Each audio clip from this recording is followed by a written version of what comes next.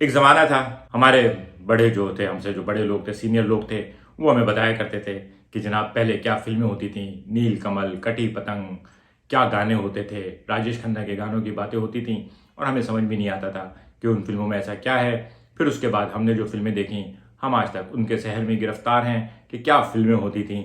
लेकिन जिस फ़िल्मों के शहर में हम गिरफ़्तार हैं, उसमें हम ही नहीं गिरफ़्तार, बल्कि आज की नई नस्ल भी उसी शहर में गिरफ़्तार है। आजकल आप कोई भी मशहूर गाना उठाएं तो वो पुराने ही किसी गाने का रीमेक होता है। अभी रोहित शेट्टी की फिल्म सूर्यवंशम में टिप टिप बरसा पानी जिसने उधम मचाया है, वो भी हमारे दौर का गाना था।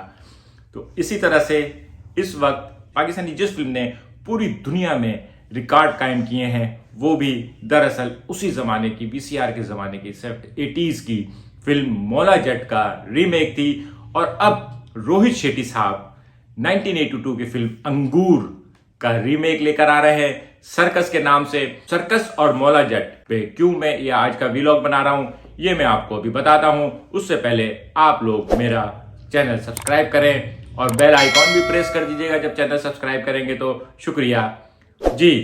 तो पहले सर्कस की थोड़ी सी बात हो जाए। सर्कस रोहित शेट्टी की नई आने वाली फिल्म। मेरा इरादा नहीं था इस पे रिव्यू बनाने का टेलर पे, लेकिन फिर मुझे एक ऐसी न्यूज़ मिली जो मैंने सोचा कि मैं आप लोगों के साथ शेयर करूं। और मैं आप लोगों को एक और बात बता दूं कि मैं जो भी न्यूज़ शेयर करता हूं वो ऑथेंटिक होती है, मैं कोई बात हवा में नहीं उड़ाता। और इस न्यूज़ को और ये जो न्यूज़ मैं शेयर कर रहा हूं, इसका लिंक भी मैं इस वीडियो के डिस्क्रिप्शन में मौजूद है, आप खुद जाके इस न्यूज़ को चेक कर लीजिएगा। वो न्यूज़ क्या है वो मैं आपको आगे बताता हूं। पहले हम थोड़ी सर्कस पे बात कर लें। सर्कस रोहित शेट्टी अंगूर फिल्म का रीमेक बना रहे हैं। इस फिल्म में संजीव कुमार का किरदार तो रणवीर सिंह के हिस्से में आया है, जबकि संजीव कुमार के नौकर देवन वर्मा का किरदार वरुण शर्मा कर रहे हैं। देवन वर्मा ने दिल तो पागल है में माधुरी दीक्षित के अंकल का किरदार जो निभाया था, उसकी वजह से वो ज्यादा पॉपुलर है। तो ये फिल्म जैसा कि ट्रेलर से जाहिर है एक आउट एंड आउट कॉमेडी है। इसका 2.5-3 मिनट का जो ट्रेलर है, कैसे शुरू हुआ और कैसे खत्म हुआ आपको कुछ नहीं पता चलेगा, इतने स्पीड है। रोहित शेट्टी का यही एक खासा है। उसकी जो एक्शन फिल्में होती हैं उसमें एक्शन होता है, इतना जोरदार एक्शन होता है कि लोग उसमें खो जाते हैं। सिंघम रिटर्न, सिम्बा के एक्शन लोगों को याद है। और जब रोहित शेट्टी कॉमेडी की मूवीज बनाता है तो फिर उस फिल्म में आपके पास हंसने के अलावा और कोई ऑप्शन नहीं होता, आप मुसलसल हंस रहे होते हैं। और सिचुएशनल कॉमेडी होती है, चाहे वो गोलमाल सीरीज हो, बोल बचन हो, ऑल दी बेस्ट हो या फिर चेन्नई एक्सप्रेस हो, इन तमाम फिल्मों की कॉमेडी लोगों को याद रहती है। बल्कि अगर आप गौर करें तो सिंघम फिल्म के भी जो कॉमेडी सीन है वो बहुत शानदार है, वो आपको हंसाते हैं। तो सर्कस एक all and out comedy film होगी जो आपको मुकम्मल तौर पे एंटरटेन करेगी। साथ में रोहित शेट्टी अपनी कंफर्टेबल टीम जो हमेशा उनके साथ होती है। वरुण शर्मा रोहित शेट्टी की टीम में नया शामिल हुआ है, दिलवाले फिल्म में था। उसके अलावा वरुण शर्मा, जॉनी लीवर, अश्विनी कलसेकर, संजय मिश्रा मुझे बहुत पसंद है। जो जिस तरह से रोहित शेट्टी ने संजय मिश्रा को इस्तेमाल किया है ना, उसको एक एक्स्ट्रा ऑर्डिनरी कॉमेडियन बना दिया है। फिर मुकेश तिवारी जो अमूमन वसूली का किरदार अदा करता है। मुरली शर्मा जो एक्शन विलन और कॉमेडी दोनों किरदार एक साथ करता है। और वर्जेश हिरजी को गोलमाल में जिस तरह से इस्तेमाल किया है, जो उसके हाथ पे वो नाक का निशान बना हुआ होता है, ये सारे कैरेक्टर जो है ना स्टॉक कैरेक्टर है रोहित शेट्टी की फिल्मों में, ये हमेशा होते हैं। अमूमन तकरीबन तमाम फिल्मों में उनके लिए गुंजाइश होती है और रोहित शेट्टी अपनी इस टीम के साथ हमेशा कंफर्टेबल रहता है।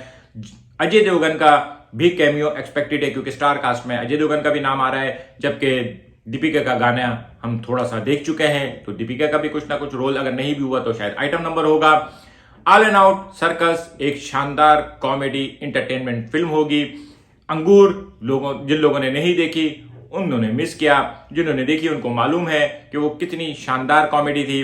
खासतौर पे उस वक्त जब संजीव कुमार अपने नौकर से पूछता, मैंने तुझे कपड़े धोबी को देने के लिए भेजे थे, तो वो दूसरे संजीव कुमार का नौकर हो तो बताता है आपने तो मुझे सब्जी लाने को बोला था। इस तरह की सिचुएशनल कॉमेडी थी।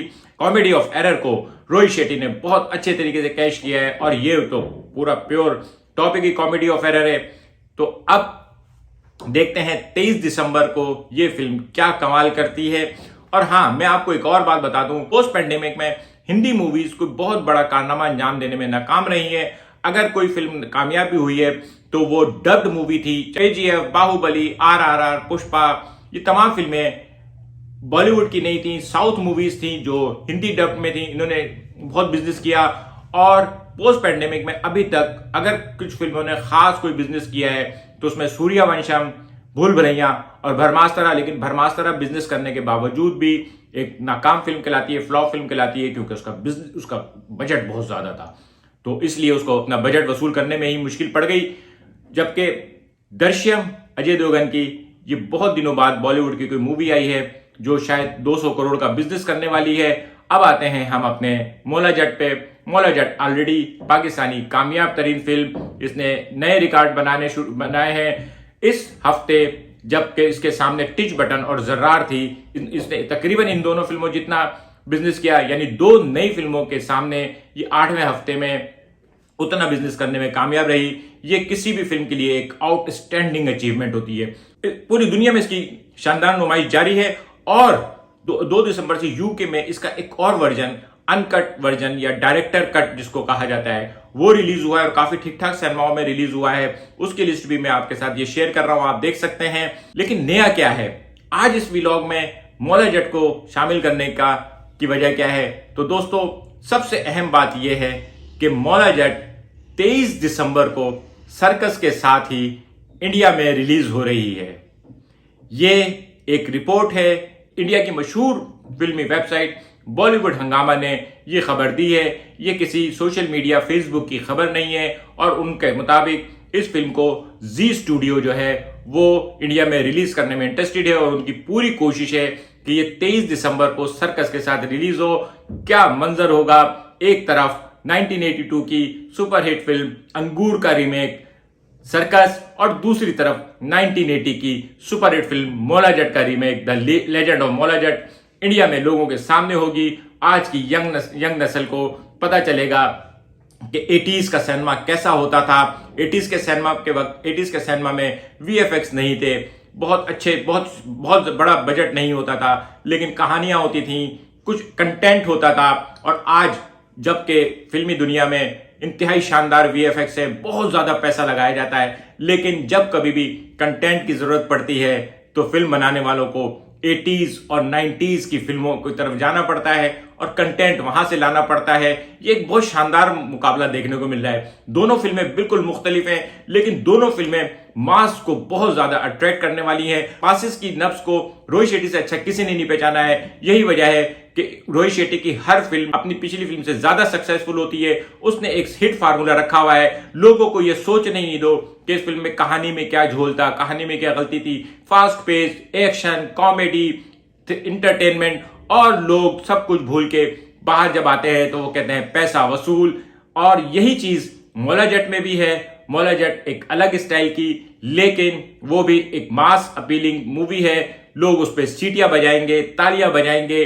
क्या खूबसूरत मंजर होगा जब इंडिया में लोग हमारे फवाद खान की फिल्म पे सीटियां बजा रहे होंगे। इंडिया में जो फवाद खान ने जिन फिल्मों में काम किया, खूबसूरत, कपूर एंड सन्स या ए दिल मुश्किल, वो सब कुछ था, लेकिन वो सीटी बजाने वाली फिल्में नहीं थी। ऐसे सीन नहीं थे कि जब हीरो अपने गंडा चूड़ियां कसता है विलन को काटने के लिए, लेकिन मौला जट में लोगों को सीटी बजाने के मौके भी मिलेंगे। पंजाबी फिल्म है लेकिन शानदार कंटेंट है। इंडिया में सर्कस को देखते हैं ये कितना टफ टाइम देती है, क्योंकि ये फिल्म इंडिया में इस वजह से ज्यादा कामयाब रहेगी कि अब तक ये OTT पे रिलीज नहीं हुई है। लोगों ने इसको देखा नहीं है, लोगों ने इसके बारे में सिर्फ सुना है। बहुत सारे लोग तो सिर्फ ये देखने चले जाएंगे कि आखिर ऐसा क्या है कि पूरी दुनिया में एक फिल्म ने उधम मचाया है। एक ऐसी फिल्म जिसने बॉलीवुड की बड़ी बड़ी फिल्मों को अपने सामने ठहरने नहीं दिया और 8 हफ्तों से बॉक्स ऑफिस पे जहां कहीं पे भी उर्दू, हिंदी और पंजाबी फिल्में देखने वाले लोग हैं, वहां पे ये रूल कर रही है।